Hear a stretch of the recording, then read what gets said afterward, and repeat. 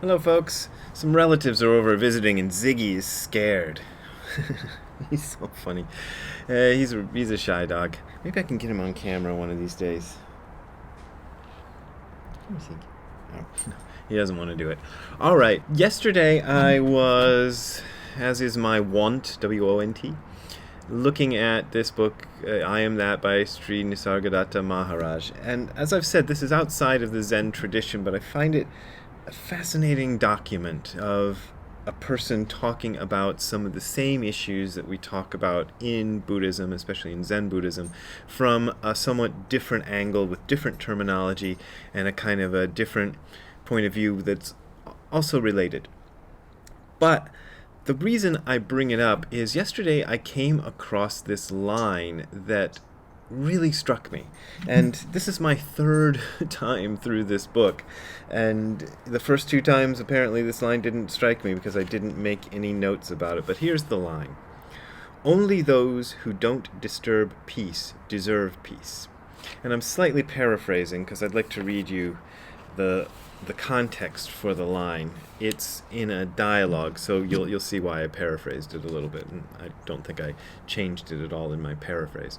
But here it is. We have a Q&A session, as this entire book is. The title of this particular Q&A is "The Self Stands Beyond Mind." The self stands beyond mind, which sounds like a kind of a Zen-y idea.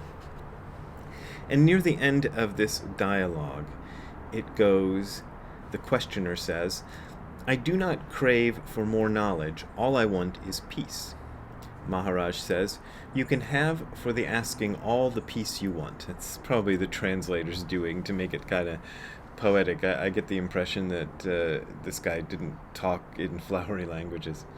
Anyway, so the questioner says, "I am asking for peace," obviously. Maharaj says, "You must ask with an undivided heart and live an integrated life." "How?" says the questioner. "Detach yourself from all that makes your mind restless. Renounce all that disturbs its peace. If you want peace, deserve it." Questioner says, "Surely everybody deserves peace." Maharaj says, "Only those who don't disturb it deserve it." So the it is obviously peace. So only those who don't disturb peace deserve peace. Questioner, "In what way do I disturb peace?" Maharaj, "By being a slave to your desires and fears." Questioner, "Even when they are justified?" This is a point I like to make a lot. Maharaj says, "Emotional reactions born of ignorance or inadvertence are never justified. Seek a clear mind and a clean heart. All you need is to keep quietly alert, inquiring into the real nature of yourself. This is the only way to peace." And there the dialogue ends. Of course, it might have been a longer conversation, but that's what they've excerpted for us, and that's what they've translated for us and put into this book. Only those who don't disturb peace deserve peace. I put that up on Twitter last night just to see what sort of reaction it would get, taken out of context completely. I expected that people might take it as a kind of a political stance and might get kind of upset about it, because that's Twitter is like a land for people who are looking to get upset about things, and like type at each other, violently. It's a really, really silly place, but I'm on there to promote my work, and that's what it is. And surprisingly, I did not get that sort of reaction. Now, it could be because I've muted a lot of the people who tended towards that stuff, and because I just was annoyed at seeing them all the time. So I don't know if there might have been a few who did react that way, and I just didn't see them.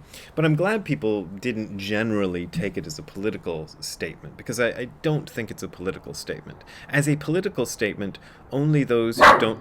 Whoa, Ziggy.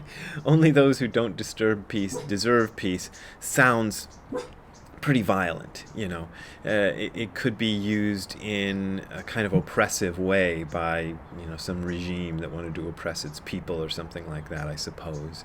But that is not the context that we're talking about. We're not talking about in a political context, and I kind of like to just leave that aside, because even if I try to think it through and apply it to a political context, it just gets all, it's nothing. It just becomes a big noise.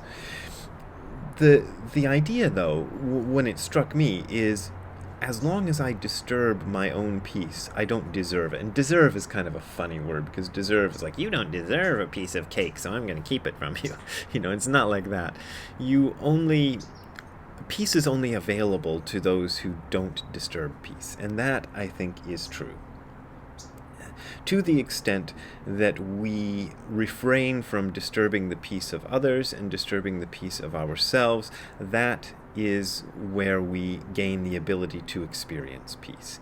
So as long as we are going in there and kind of messing things up, especially messing things up for other people, causing other people unnecessary problems, that's a big one. But then we cause ourselves unnecessary problems by, what does he say? Being a slave to our desires and fears. So we disturb our peace by being a slave to our desires and fears. We fear the future, fear what might happen next. We desire things to be different from how they are. When we stop being a slave to desire and fear, then we refrain from disturbing our own peace, and that is where we can experience peace. And I think peace is significant, really, really significant. It's something humans are capable of, but are kind of really good at not achieving.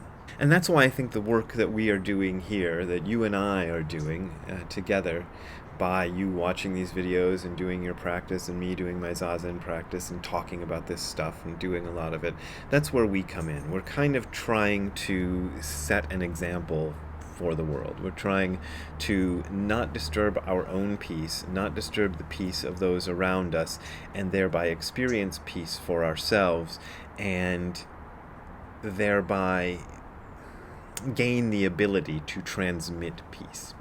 But it's always on a kind of a small level. Whenever you kind of make it too big, like I want world peace, then you're back to being a slave to your desires and fears. As the questioner says, even when they are justified, even when our desires and fears are justified, we still shouldn't be a slave to them. That is important to know, because you can always justify your desires and your fears. That's the remarkable power of the human brain. You could justify anything. And I've said this in books and things. One of the most scary times I ever had during Zazen was during a retreat in Shizuoka with Nishijima Roshi and everybody else, just being quiet and, sweating because we always had them in the height of summer and it was very humid out there, and noticing that I could justify absolutely anything. Doesn't matter how horrible it is, I could justify it. I could make a rationale. But the further is for conceptual things, farther is for physical distance. The further I got away from what is truly right, what is intuitively right, the more difficult the justification became, and the more disturbance it caused in my own mind to make that justification. So even the justification of your desires and fears is a way that you disturb the peace of yourself and the peace of others. So only those who don't disturb peace can find peace. Deserve may be a problematic word, a word that might want to avoid. I just thought that was really interesting, and it kind of struck me hard last night, and I thought I'd share it with you all and see what you thought of it. So there you go. If you want to disturb my peace by sending me a donation, that wouldn't disturb my peace. That would actually make it kind of nice. You can send them to the address that's appearing on your screen, or to the Patreon and PayPal links that are below if you're watching on YouTube. That is how I make my living, and that's how I keep everything going. That's how I buy Ziggy food and kibble and stuff. So that really helps. If you are having financial trouble, don't send me a donation, because I know how it is. I'm hanging on because people are sending me donations consistently, so I thank you very much. Have a good time all the time. See you later. Bye.